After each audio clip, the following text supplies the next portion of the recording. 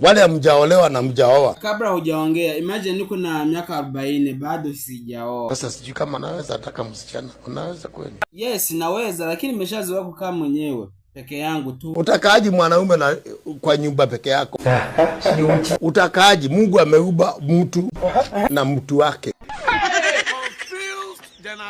Mtu na mtu wake. How? Mama wewe. Unafanya masturbation?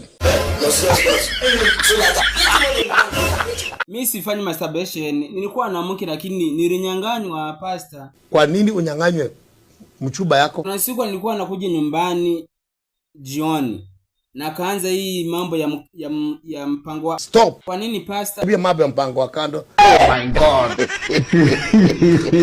Stop nonsense. Kwa nini pastor? Mpango wa kando umeona ule nani ule mwingine yule mchungaji mwingine Pastor Ezekiel. Unaona na washiriki wengi, kanisa yake imejaa. Kwa nini wao hutaki mambo ya mpango wa kando? Watu wanainukia Ezekiel. Sababu amekuja na kitu ambacho haiko. Sasa pastor, mbona unaanza wivu?